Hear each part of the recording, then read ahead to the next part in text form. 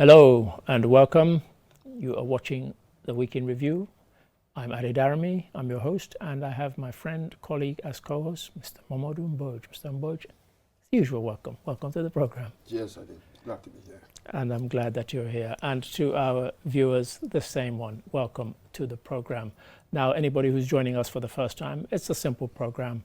We take 10 big stories from the week that we particularly like, and we hope you like them too. And we kick them around for the next hour or so. And they're quite diverse as ever. So we have, for example, a state funeral for a political activist 7 years after he was killed by state agents. Completely contrasting story, a new ferry for Gambia to do the Banjul-Bara crossing. And we look at locally processed food and the fact that, lots of people are doing it, but have they been trained in how to handle it hygienically? And we listen to a story and we watch a story about Sam Sarr. And it's about press freedom in the Gambia. And really interesting one, a trade minister, the third trade minister, visits a cashew farm. And we hear why it has taken 3 of them. And there's still things that need to be done. So these and lots more. So the first one, only place to start this week, a state funeral was held for Solo Sanding 7 years after he was murdered by agents of the NIA. Have a watch. The sight of his coffin draped in the national colors at a state funeral and a dignified burial finally ends another chapter in his family's long yet painful journey to closure. Born on the 1st of January 1959, the late Ibrahim Solo Sanding gained political prominence in the early days of the UDP and remained one of the party's most popular and respected members until his arrest, detention, and gruesome torture to death by state agents in April 2016. His only crime was being part of a peaceful march for electoral reform. Today, preceded by a state funeral attended by family members, senior cabinet ministers, the mayors of Banjul and KMC, political party leaders, and National Assembly members, Solo is finally accorded a dignified burial by his loved ones and the state.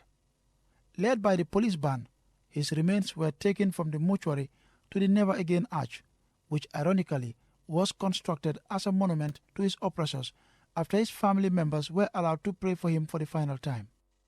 Mr. Mboj, several things, and viewers would have seen that. That's a longer than usual insert there, or excerpt that we had. And for a good reason. We wanted to get different dimensions of this. First one, our colleague used the term dignified. One of his daughters, one of Sanding's daughters, Fatumata, used the term befitting. What was your view of proceedings? Both of those terms really apply. Dignified because initially he was buried elsewhere. Indeed. He was actually one of the operatives, yes, one of the convicts, one of the people convicted for his murder. That showed them, I think it was Sheikh Omar Jang actually, that's who right, revealed it. and in Tangier. In Tangier. Yeah. So that is it. Now to have the state funeral is really to dignify us as the whole thing. And befitting as well because, wow, what did Solo do? We just stick to 2016. Sure. The then president had introduced electoral, what do they call it? The Election Amendment Act 2015. That's right. Making really certain conditions, putting in there certain conditions that would really make it difficult for the opposition, really. I was going to say for everyone else except him. except him. Yeah. So come 2016, sure, the election, nearing the election then, that's so right, we went out, we need to change this. Sure. So because this was 8 months from the election. The elections were in December of that year. Absolutely. And these various amendments had kind of kicked in. And of course, as you said, he decided to sort of, with his megaphone, join a protest march. And look where it ended up. Essentially, he organized it, and 25 others, other names have sort of come to light since then. People like Nogo Njai or Fatmata Jawara and that sort of thing. Sure. And what they went through, we all know that. Sure. And to many, that was a pivotal moment. Sure, indeed. In really, it darkened the mood. It really increased the urgency, as it were, to get rid of Jammeh. To make the change. People said that no, this person has to go. The final straw. The final straw. That's it. So it was fitting that we've taken this symbol of triumphalism as 22. Quite, yes. And did this brilliant inversion, if you Turn like. it on its head. Turn it on its head, and now is a monument of his shame. Sure, indeed, That's indeed. essentially what we've done. Well, it's an extraordinary symbolism. It really is, and I'm glad you drew out that symbolism. And of course, viewers watching will know that, like everyone else, we've discussed this at length in the office. And one of the things that we've discussed, and we can't get away from it, we've seen at least one article where he's referred to as the Gambia's Stephen Biko. We have to go there. But no, that's not quite appropriate, is it? No, when I heard that, I thought there was a slight hyperbole there. Sure. The similarities end with the sort of the gruesome nature of their death. Sure. Remember with Biko, yes. The police vehicle, truck, that's right. whole night, that's torturing, right. That's right. Horrendous stuff. Perhaps similar. Yes, because at the hands of state agents. State agents, the torture, and people who saw him then said, we could see visibly that this man is tortured. Sure. As far as that goes, maybe one can drop Pure Paradise. Sure. But when you move on, you realize that no, you cannot compare Solar Sandeng to Biko, then you miss Solar Sandeng. Yeah, quite. Biko was what, a medical doctor? That's right. And he had this black consciousness movement as well. And he had several arrests before the fatal one. Really. Absolutely. Yes. He was an intellectual with an ideology and all that sort of thing. Pan-Africanist vision. Pan-Africanist vision and that sort of thing. Sure. Well, when we take Solar, what do we see? Really, an ordinary person. Yes, quite. They would even tell you that he didn't have a formal education. Yeah, quite. But that doesn't mean that he wasn't intelligent. No, quite. He taught himself to read and write. Yes. And the civic-mindedness that comes through joining all sorts of associations and doing all sorts of things. Quite. That's it. So Solo is the ordinary person who did an extraordinary stuff. And I'm glad you said that, because I stole your phrase from my BBC article about that, because for me that was what it meant. And when we heard about this, myself and others who were kind of Gambian watchers who were outside the country, I have to be honest, that was the first time I'd heard of him. I'd never heard of him before. And so whilst, of course, in the case of Stephen Biko, long before he was killed by state agents, we'd heard lots of things about him. We'd heard all the arrests and all the harassment. And so on that score, it's, as you said, the analogy and the parallels are not, they're not really, can't be drawn. But there was another aspect, if we move on, because we have to, and that was the accusation of that he had somehow been betrayed by certain people, which led to a debate between a senior politician, shall we say, and an activist, for want of a better word. Yes, I call him the indefatigable contrarian. Constantly. Indeed. And one gets his point. Sure. Of course, we need all sorts of reforms, the processes, everybody knows that. But just because I haven't fulfilled those doesn't mean that anything else, when I do something like that, this wonderful gesture, this symbolic, hugely significant symbolic gesture. Sure. It doesn't invalidate that. The reasoning, that's where I have the problem with the reasoning. One doesn't invalidate the other. That's that sort of thing. Quite. And this is all part of it. Really, the family didn't see anything wrong with it. No. They were very much part of it. Sure. Really. So to call it a betrayal and mentioning all those names, Henry Gomez, whoever, like a whole Alifa Salah, hodgepodge. We have all characters. All of them were kind of betrayal. Sure. But I think that was an overreaction, really. Sure. I'm not sure if that was appropriate under the circumstances. Sure. After all, they've also locked up. Well, indeed. The killers, the people responsible for that, including the doctor who forged the certificate which said he died of shock and whatever else, shock and something else that Yes. come to me. Yeah, yes. So there are different levels, Yes, different Right. benchmarks yes, in our transition. sure, That was significant. This is significant. Sure. We have more another fight to do. of course. The constitution, the media laws. And the very laws this, that he was exactly, protested against, and those all need the- to be repealed. Absolutely. Sure. But we all knew that was going to take a long time. Indeed. All Sure. that euphoric New Gambia thinking that it happens now. Oh my God. I told one of our colleagues, I said, New Gambia, we're not there yet, but we want to get there. So, yeah. In the transition, much of the old is retained. It's still there. It takes a long time to get rid of that. Sure. Thank you for that. And I said to him, you want to overturn 22 years in 22 months. Imagine It that. can't happen, It but can't. give it time. But thank you for that, Mr. Amboj. And as I should tell the viewers now, some stories we spend a bit longer on than others.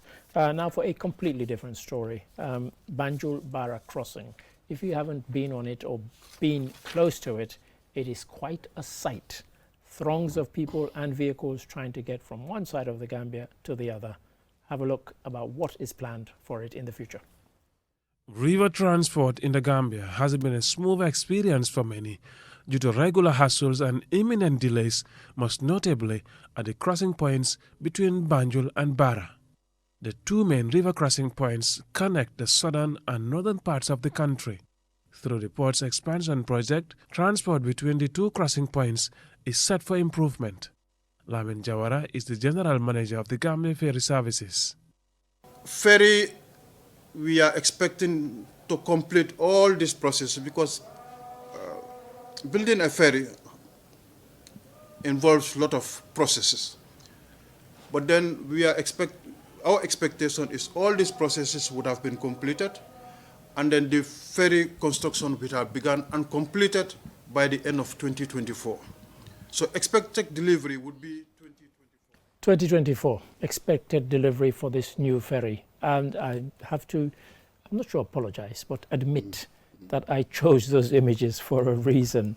I wanted viewers to get a sense, for those who don't know, of the throng that is regularly there at this crossing. And it's something that really is quite a thing. Others have mentioned the fact that the president had said he was going to build a bridge, but $500 million worth of a bridge. Where are we going to get the money from? But nonetheless, we've heard about a bigger and better ferry, long overdue. That's it. The bridge is our priority right now. Indeed. That's something else. Go on. Oh, absolutely. According to one report I read, you've got like about 20,000 commuters a day. Yeah. Which when I saw that, I told Choi, I said, can you check that again? He said, no. I said, that's what it is. I couldn't believe it And as we could see myself. from those images, there's no thinking about health and safety. People are just crammed in like sardines and taken across from one side and then brought over from the other. That's it. Well, Yeah. really, we should be thinking about health and Yeah, safety. we should. Really. That's Yeah. it. So, well, yes. I remember when we bought Kanilai, we've been buying ferries, Kunta Kinte. Kunta Kinte, Yes. and all of that. Sure. I'm not sure what difference it has made.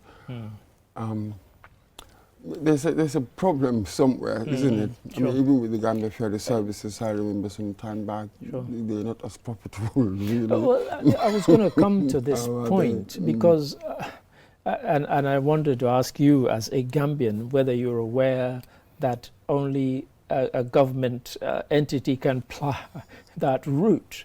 Because if I'm a businessman, I'm an entrepreneur, I should see that as something quite lucrative when you look at the number, Absolutely. that the 20,000 a day, and look how crammed they are.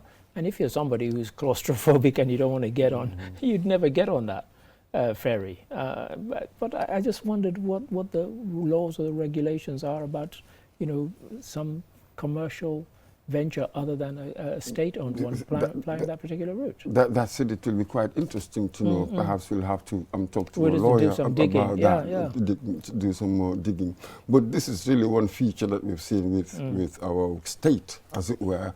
It wants to monopolize everything. It wants to own It gets so into much. stuff Yes, that it should bring in, others. That's it. Yeah. So the secret really is to know what should be in the hands of the state. Sure. And what should be privatized, what should be given to the private sector. So this is it. Yes, we'll have another ferry. If it improves as well. And I was intrigued to know whether they would run the new one in conjunction with the older ones, or whether this one will replace the ones that are already there. We never did get to find that out, but it would be interesting to note. Yeah. That's it. So this one, sponsored by the ADB, perhaps they must have looked into it and realized that perhaps we need to do this. And fine, they've got their plans, haven't they? Ticketing system and app. Ticketing system, and then this to improve services between Banjul and Albreda. Yes, right. So it appears that they've got plans all over the place, but one would love to know what have they been doing, what's been going on. They're only beginning now to think about IT for ticketing. So one wonders. Quite. So yes, let's hope in a year's time, they said next year, let's hope we will be talking again about the new ferry and maybe having a discussion about it, Mr. Mwoch. Yes. Thank you for that. And now food. We all have to eat food to survive. And I have to say that sometimes we go out and we buy food and the conditions are less than hygienic. Well, some people are trying to do something about that. Have a look. Packaging plays an important role in preservation and food safety, serving as a barrier against bacterial contamination, pest, physical damage, among others. Packaging can also make food easier to transport, store and serve. For all its benefits, inappropriate packaging can contribute to public health and environmental problems. Recently, in the Gambia, it has emerged that more women are getting into food preservation, packaging and sales, many of them doing so without proper training. This initiative will help minimize food contamination. Many of them doing so without proper training. I think we all know that, and we kind of take a risk a lot of the time when we buy food, particularly street food. But somebody's doing something about it on a small scale, but they hope to ramp it up nationwide and on a much bigger scale. But this is something that's long overdue, surely. Of course. Then I was just I wanted to know there really how many women were trained. Yes, I did have the figure. I think 47 is like an odd number. 47, I think, yes. But that's why I said on small scale, because you're talking about thousands of women who are involved in this. It's mainly women, they said, and that's why they targeted women. Yes. So I think these things will be very, very difficult to control, to monitor in many ways, because for me to start any trade, I don't need to be part of any association. You see, your control over these things depends on these things. Perhaps a really bold state will really introduce something like that. Because otherwise, anybody can just get up and do whatever. Well, I was just about to mention one example. You cannot control it. I mean, to run a government, you need to have the institutions that will do the control. But here, the way things are, yes, they will get 47, or maybe next time get wherever. But how many thousands out there? The informal economy is huge, and a lot of them sell food. Well, what is that sort of thing? And I was going to give an example that I'm aware of, because where I live, I mean, one day a lady came and knocked on the door and said, you folks have this nice space here. It looks like a garage, but it's obviously not being used as a garage. Do you mind if I set up there and sell ebe? And I thought, okay, the landlord said, yeah, go ahead. I was amazed. The very next day when she set up, she must have served 100 customers. And I was thinking, my God, she really did spot an opportunity. And, you know, and what it was, you know, she had her buckets with the ebe, and she was just putting it in these plastic. I mean, I never tried it. You know, I was horrified. But that's the kind of thing, and it's all over the place. Ebe is really very, very popular. Very popular. You see kids all over sucking. and that sort of thing. Quite. And so and again, the reason I wanted this story is because for the very reasons you've mentioned, that it's something we can't really control. So much as we might laud this as, oh, it's a laudable initiative, the numbers are so huge that can you make a dent? Yes. So one must also, yes, we have to measure the impact. How many of these trainings do you have, really, that critical mass, if you like, to really make an impact? Yeah. That's it. So we don't want this sort of like periodic sort of workshops. And you tick a box and say we've trained 100 when there are 90,000 untrained. Absolutely. Yeah. So we want to see the effects, the desired effects. So one must come up with the right thinking, the mechanism, the policy, call it what you will, that's got the best chance of giving us the yield that we want. This is it. Thank you for that. And to the ones who put on this project, we say, you know, well done, but let's see it on a much larger scale. Thank you for that, Mr. Mbroch. And now on to something else. You're going to watch this story and you're going to say, oh, these media folk, they're always bigging up other media folk. But, you know, sometimes they deserve it. And one person who definitely deserves it is Sam Sarr, a very well-known name in the media landscape in the Gambia. Have a look. From 1994 to 2016, attack on press freedom became a state-sanctioned policy, leading to the arrest, detention, torture, killing, and disappearances of journalists, with some leaving the country in exile. Through the personal efforts of Sam Sarr and reports on his medium, journalists were released. There are many, many people who were arrested. They had to come to me. I had to search for a lawyer for them. And it was very difficult to have a lawyer because lawyers did not want to deal with such cases.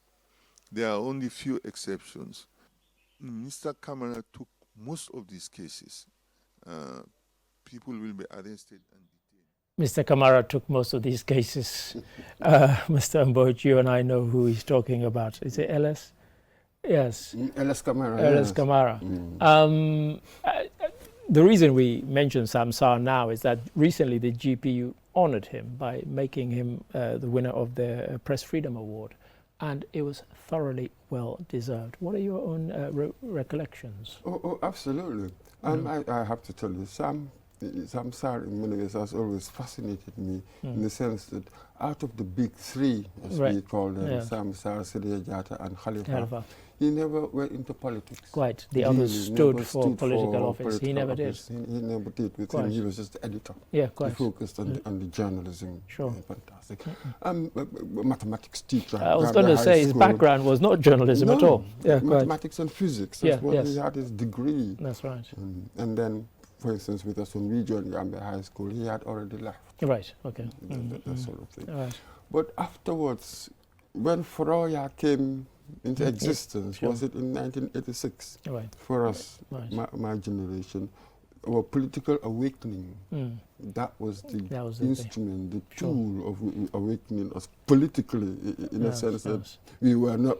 Yeah, quite. And I've said to people since, just to interrupt that, reminiscing, I've said to those, go and find the old copies and you would see the quality of the writing, and it shames some of the practitioners of the art now, really. They really need to go and read there, and it's fascinating stuff. But sorry to interrupt there, but I just thought I'd mention that quickly. Yes. But that is it. But look at the caliber of man that went into journalism. This is it. This is it. that matters. That matters a lot. Sure. So this is it. Apart from that sort of being at that iconic figure, you know, these people who really woke us up, and then when 1994 came, the leadership, the courage. That's right. And these are the terms that you will see running right through Solo Sandeng. Indeed. So these people really, they had the courage, they stood for their principles, their values, against the odds. Yes, as you said, you know, people were being arrested all the time. People were being arrested all the time. Persecuted and prosecuted. Yes, yes. But this is it. These are some of the lessons that we need to learn. We say that we are transitioning into something. Yes. Well, let's be careful what we think we are moving away from. True. And what are we moving towards? And what are we moving towards? Yeah, because the analysis of what's been happening here, that matters. That will determine then what direction you're going to take. That's true. That sort of This thing. is true. So people like Sam Sarr, Sure. they do us proud. Indeed, And I'll bring here Solo Sandeng. A lot of people have been shown to be complicit Sure. with what was going on. This is it. But when you have these rare birds, as it were, standing out, saying, no, it doesn't have to be. Sure. And what's interesting about that is that when I would speak to some of my friends in the media who didn't want to go as far as he did or do what he did, I would always point to him and say, well, look what he's done. Absolutely. And they haven't come and locked him up. You know, maybe, but you know, it takes, and one of them threw the challenge to me. He said, well, you don't live here. He said, so perhaps you can say that. And, you know, and I took the criticism. You know, he said, because you visit here once a year. And for about 10 years I came, and I would spend 2 or 3 weeks here every time. But that was all I did. I didn't live here. And he said, you don't live here. And so it's easy for you to say, be like him. Absolutely, that is true. Yeah. But again, heroes emerge out of crisis. True. When everything is fine, oh, come on, you know. Nobody needs to be a hero. Nobody needs to be a hero. You cannot really test the character. Quite. You can only test the character in emergencies. Sure. So, yes, not everybody can be Sam Sarr or Solo Sandeng or whoever. Sure. That's why heroes are rare. Indeed. So we must understand that. That is why heroes are rare. This is it. So we should treasure them. We should treasure them. And Sam Sarr, if anybody else hasn't told you here at QTV, we treasure you. And we thank you for the great work that you've done over the years. And now on to our fifth story, after which we will go for a break. But don't go away because we're not going for a break yet. And our trade minister recently visited a cashew farm. And it's quite an impressive one. At least I was impressed. You might say I'm easily impressed. Have a watch. You might be impressed too. Have a look. Since the material challenges facing the processing factory first surfaced, we are informed that this current trade minister is the third trade minister to visit it to assess its capacity and constraints. Babukar Ojov is the Minister of Trade, Regional Integration and Employment. We came in as a strong team to listen and to watch what actually the problem is. Now we're going back and brainstorm. First, what is the problem? Second, what are the solutions? Thirdly, what interventions can government make? Whatever those are, we'll put them together, re-engage Mr. Kaba. But my desire is before the end of this year, we maximize operations in this place. That's my desire. And that's what I'm going to do. Maximize operations. This is a Gambia who's struggling to get certain things done, to change it. And our colleague Choi, who went there, was quite impressed. And I admit now, before anybody publishes this anywhere else, we tasted some of the cashew and they're delicious. But because of constraints and things that have happened to him, instead of being able to employ 250, is a lot more. And I was shocked, and so was Choi, at the sheer size of this operation. It is huge. And I mean, were you aware we had such a thing in the Gambia? No, this is when I was doing my research that I read somewhere that we've got about 5 processors. That's right. Possibly Yes. one of them. Because all I heard before about this cashew trade was that it was dominated by Indians. Well, which is, you mean the trade itself? Finally the exporters, right. finally Yes, in the yes, end, they yes. would really be Well, this is doing it. that. And this guy, I mean, there's a bit we didn't show. He said quite proudly, we're the first Gambian company to actually sell our product in the United States of America. And for those who don't know, in cashews worldwide, number one is Cote d'Ivoire.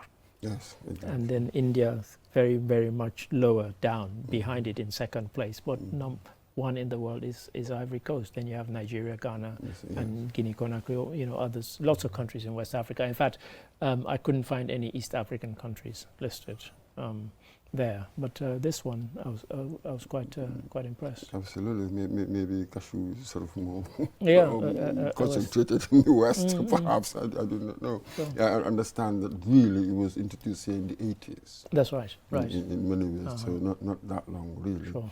So it's relatively new, Sure. as it were. Yeah. Even when you look at it, I think annually, recently we export about 9,000 tons. Senegal, around the corner, 26,000 tons. Quite, yeah. So they've got 20,000 hectares dedicated to this and the like. Sure. So absolutely, as long as we increase Gambian input, as it were, in this, we have to be part of it. We wouldn't, shouldn't, and you know, almost all of our exports go to India, virtually almost all of it. That's right. Then perhaps they might have certain advantages, but there's a certain part of this relationship.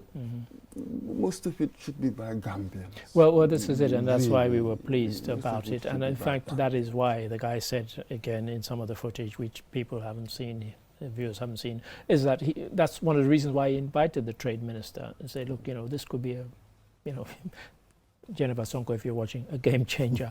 I could go from, you know, employing 25 or 30 or 40 people to employing 250 with the right conditions and the right sort of help and support. So, yeah, really, really pleased about that. But the usual problems, what he said with his equipment. Yeah. He bought some equipment, which he found out was kind of fake. They were kind of copies of originals, and in fact, they didn't work. He took them to Guinea-Bissau to see if they could fix them against, you know, or bought them from India, by the way. Yes. And it didn't work, and that has definitely hampered the sort of processing of the cashews at this particular plant. This is our problem. The deficiencies in our structures. We do not have anybody, we do not manufacture anything, even to get a service, a person who would come and service it. Maybe you may not have that with the maintenance and all the rest of it. Without that cadre of engineers and scientists and stuff like that, it becomes very, very difficult for certain things to thrive, well, as it were. Yeah, so, it seems it's like that. What can government do in situations like this? It's an extraordinary situation. It really is. Know. And just before we go off this story, I did task Troy to tell them that when I saw the sheer volume of stuff that they've processed, I said, why haven't they linked up with somebody who could also juice the pulpy bit of it rather than just throw it away? There's a huge business opportunity there for somebody who's watching, hopefully. That's it. And apparently, out of the 9,000 tons we produce, only 15% is processed. It's processed, quite. So can you imagine? There's a lot that needs to be done. Huge scope. So at that point, we will take a break, and after this commercial break, we continue with 5 more cracking stories. Don't go away. Join us after this break.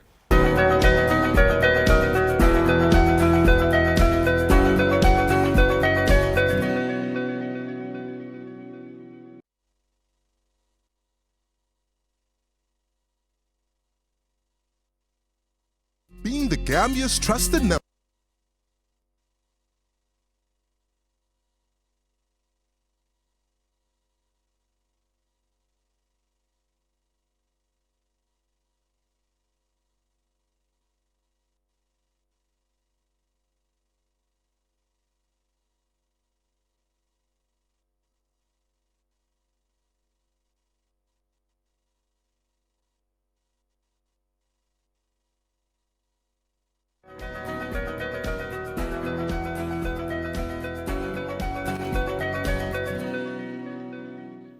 And welcome back from the commercial break. And if you're just joining us for whatever reason, you've missed 5 cracking stories, but hey, as ever, 5 cracking stories still to go. And you're watching the Week in Review. I'm Adi Darami, and I have here with me friend and colleague, Mr. Mamadou Mboj. Mr. Mboj, as ever, thank you for your interjections thus far. Pleasure is all mine. Thank you. And now back to you, our viewers. And again, this is something that Mr. Mboji and I have discussed a lot. A lot of our hospitals seem to get and rely on donations from abroad. One of the ones that's got a significant donation is Canifing General Hospital. Have a look and have a listen. When we have a partner or an NGO that is here to give us medical items, we are very appreciative of that. And we hope this will go a long way in trying to provide accessible, affordable and quality of care to the Gambian people. I have seen some items like a peritoneal dialysis solution, which definitely may not be used in Canifing, but will be definitely important in Edward Francis Small Teaching Hospital, where dialysis is provided. So this shows that this is not going to only benefit the Canifing General Hospital, but for the whole country as well, because dialysis is only provided in one hospital in the Gambia. So anything you provided there, it means you are serving the whole Gambia in terms of provision of dialysis services. And other items that we saw here today are definitely going to help us in trying to deliver quality of service. Now, for our viewers watching, you probably say, this guy is so predictable. He chose that bit for a particular reason. The reason being that comment about only one place in the country where dialysis is performed. Quite shocking statistic when I heard it. I couldn't believe it, especially when I put it in the context of, he also, I think, goes in to say that Canifing General Hospital is the second largest. That's right. One would have thought that perhaps the second largest should also have one. Well, this is it. Yes, but so it's really our situation right now. And a huge daily throughput of patients as well. And yet, as I said, I chose that because I found that quite a shocking statistic. And, you know, for those who don't know, dialysis, or for those who are having kidney problems, my father was on one up till the point he died. And so I know what, you know, but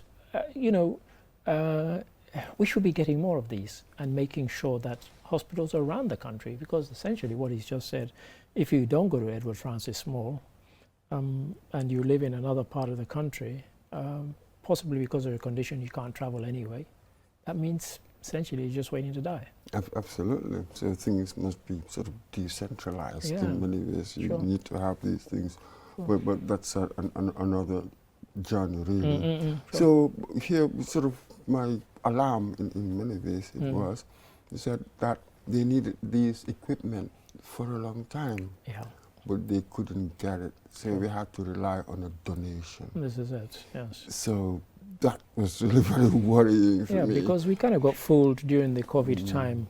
Lots of donations came in, a fleet of ambulances, medicines, equipment, and we thought, okay, we kind of, this unfortunate incident, COVID-19, the pandemic, has actually helped us in a way because we're getting donations of the right sort.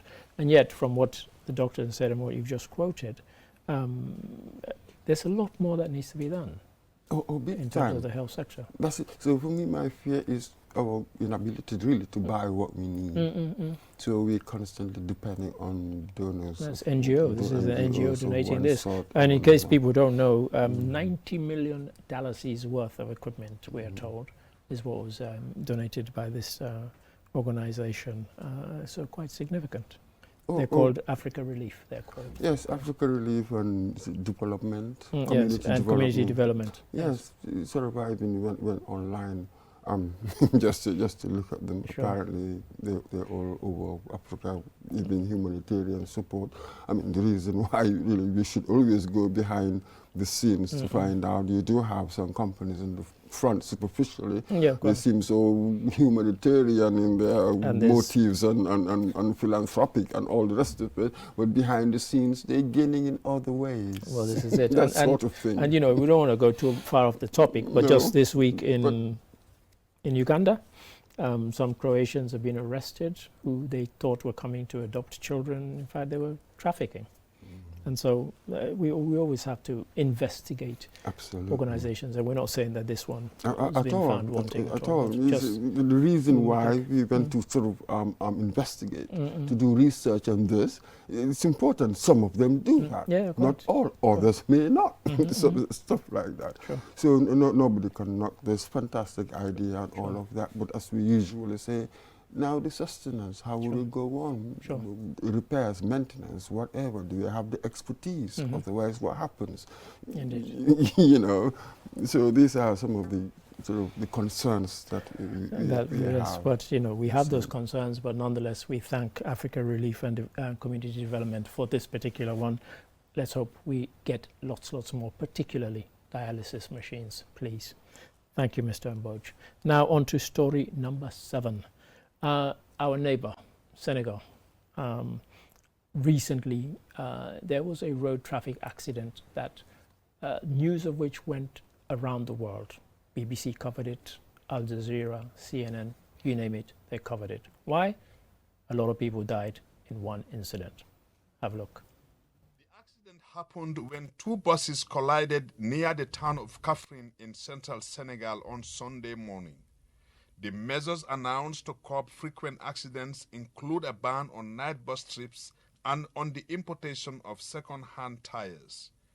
According to Prime Minister Amadou Ba, who made the announcement after a meeting of government officials in Diamniadio on Tuesday, public passenger vehicles will be banned from traveling on interurban roads between 11 p.m. and 5 a.m. The buses banned are the main means of transportation for passengers and goods from one region to the other in Senegal. Our colleague there, Suleiman Dabo, Mr. Mboj, and again, ban is from 11 p.m. to 5 a.m.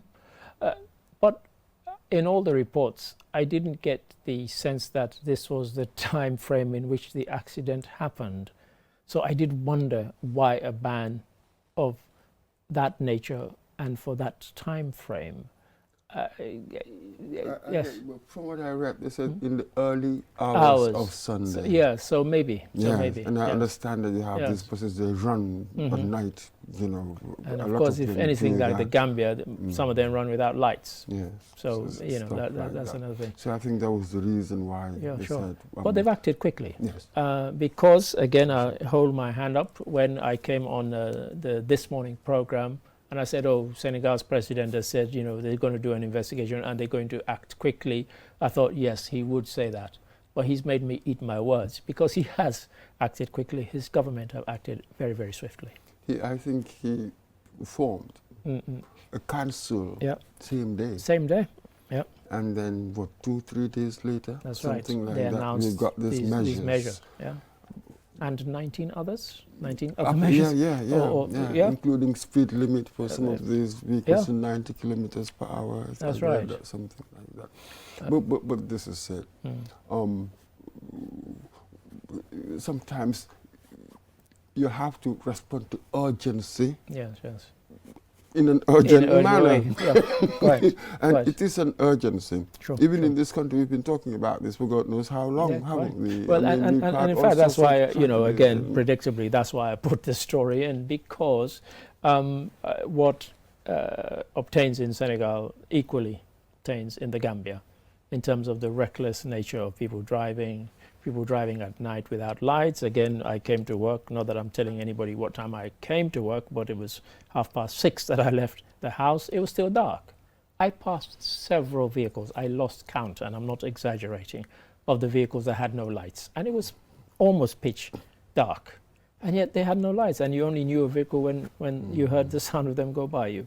So, you know, Senegal, yes, but we have that same problem here. Absolutely. And do we need to wait for an accident before we take measures? That's it, we need to, that sort of thing. And it makes you wonder, even some people will say that perhaps we see a similar symptom all over Africa. Then I wonder, is this the sort of the metaphor of the chaos? We are in badly maintained vehicles, second-hand, maybe third-hand tires, vehicles that are, you know, 20 years old. Our colleague, when he did the first of the 2 stories regarding that, he said, why can't the rest of Africa learn from Mauritius? Mauritius, any vehicle older than 3 years cannot be imported. We've got vehicles on the roads here that are 30 years old, you know, and they're still sort of traipsing up and down our highways. But the question is, shouldn't we act now rather than wait for a tragedy before we all wring our hands and cry and moan and then government says, let's act now. They should take a leaf out of what has happened in Senegal and say, okay, we're not waiting for that to happen. We're going to stop it happening by bringing in certain measures. We've been expecting that for God knows how long. For the longest time. Especially when we looked at the world rankings in quite. sort of worst accidents. That in itself should tell you that one can even call it an epidemic. And I did, yes. But you don't get that sense. There was a time when we featured it in the news of having these road signs, signage, you know, that sort of thing. How much people knew about them, how much people were observing them. Yeah, sure. And then, when it comes to licensing, we all know how easy it is. Indeed. You know what I mean? And just as you said, talk to any police officer, any policeman, they will tell you that no car cannot drive with just one light on, and they will tell you about all sorts of rules, including wearing the wearing of helmet when you on your motorbike. Yet these things are sort of flouted regularly, routinely flouted, and they will drive past the checkpoint and whatever. Sure. So are we serious about what we say? Short answer is no, we're not. Thank you, Mr. Mboj. We have 3 more stories to go, and another kind of epidemic in Africa, and that is age cheating in sport, particularly in football. Have a look. Some context or perspective to the age fraud scandal in Africa, one can go as far back as 1989. When Nigeria's youth sides were banned for fielding overage players. In 2003, Kenya's under-17 team was disbanded by the government after some players revealed they were over 18. In Senegal, in 2010, players Juwandu Diagne, Hav Jeju and Samba Diallo were withdrawn from the under-17 team after MRI scans revealed they were over the age. In Guinea, CAF found out that 2 players fabricated their ages and the country was kicked out of the tournament. And finally in the Gambia in 2014, CAF suspended the country for 2 years for deliberately falsifying players' ages. In the Gambia too. Now this story has come to light because Samuel Eto'o, who has taken over as president of the federation in Cameroon, said that I insist that all of our players who are going for age-related tournaments must be MRI tested. 32 Cameroon players failed that test. Mr. Mboj, why, after all these years, is it so rife across Africa? Smart man. So I sort of feel sorry for the officials to some extent. Anybody can manipulate your birth certificate, your dates and stuff. You see the structural deficiency. This is it. So when I'm a coach and I look at you, maybe you look young, you look sort of like you're within the bracket, I really can't tell, you know what I mean? That's right. You might have an error, a margin of error of 2 years, 2 or 3, you know, stuff like that. But again, they've given you a birth certificate. This is the date. Yeah. See, stuff like that. What can you do? Sure. But isn't part of the problem that the manipulation is actually deliberately done by some of the officials, particularly at lower level, regional level, district level, because they want their boys to have the experience of, playing in a foreign country or something, and they know, or they want to win the tournament and get some kudos. And, if people don't believe me, just go 2 years ago, CAF decided to run African schools football championships. If you see the young boy who emerged as player and leading goal scorer of the tournament, if anybody can convince me that that boy is under 15, I will eat this paper. There's no way. Even the officials, as they were giving him the award, there was the kind of incredulity, this incredulous look on their face, like, this is a under 15 schoolboy? There's no way. And yet he proudly stood up there and got these medals and these awards and everything else. And so, as I said, he didn't forge that himself. Somebody must have done it deliberately to make that young man end up being the sort of champion. Absolutely. But again, I wonder, I'm sure people will do that, but again, I wonder, when you look at today's world, I mean, all the technology which we can test MRI certain things, and so MRI, and they've been around. Yeah, quite. I mean, you know that when it comes to international competitions, you really you cannot have pass, to, that sort of thing. Yeah. So it really doesn't make sense. So, if you why know do what they you do mean, it? it doesn't make sense and, for and this everybody. recent case, under 17 case, there was Cameroon, there was Chad and Congo. Yeah. All of them had, I think Chad were upset because they claimed that only one of their players had failed, whilst Congo had several. But nonetheless, they all had players who were over the age. The Cameroon won extraordinarily, 30 out of 32. That's it, wasn't it? All That's of them. Yes, indeed. Yes, it is quite embarrassing, So, isn't it? yeah. Do we need to have, in our selections, do we need to have our own MRI? Well, I think there we do. has to be that sort of thing, because you cannot trust any of these birth certificates and all of these things. This is it. And the reason I included the Gambia one is because for me, after the 2014 ban, the 2014 ban was from 2014 to 2016. 1 year later, we did it again. So a year after the ban, we did it again and we got another sanction. So honestly, this needs to stop. It's embarrassing, it's disgusting, and it's unnecessary. We should put in more effort into verifying, ascertaining these ages of, to stop this embarrassing. Terrible, terrible. But thank you for that, Mr. Mboj. And now to our penultimate story, the Peace Corps. They've commemorated 55 years of working in the Gambia. And recently they inaugurated a regional office in URR. Have a look. As part of the celebrations, the team visited some of their intervention sites in URR. At Tumana Agency for Development, Mohamed Rame, the director of the agency, said the Peace Corps volunteers' intervention in their master farm has improved the capacities of their trainees. I will use this opportunity to brief you all the few key achievements registered through this farm after the departure of the Peace Corps volunteers during and after the COVID-19, and I wanted you to hear something from the director there, but apologies for the sound quality towards the end of that report. But Mr. Mboj, he was talking about the impact of the Peace Corps volunteers. As we said, we all know the history, or most of us know the history, John Kennedy and so on.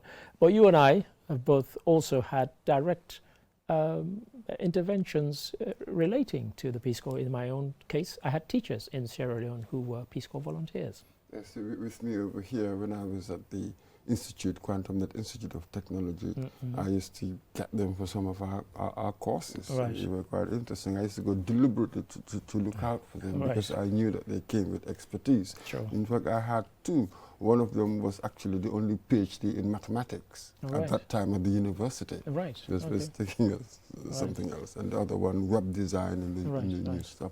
So absolutely, I mean, they've been here, well, forever. Yeah, 55 years. 55 years. Seems like, they've been going around for 61 years, founded in 1961, of course. Yes.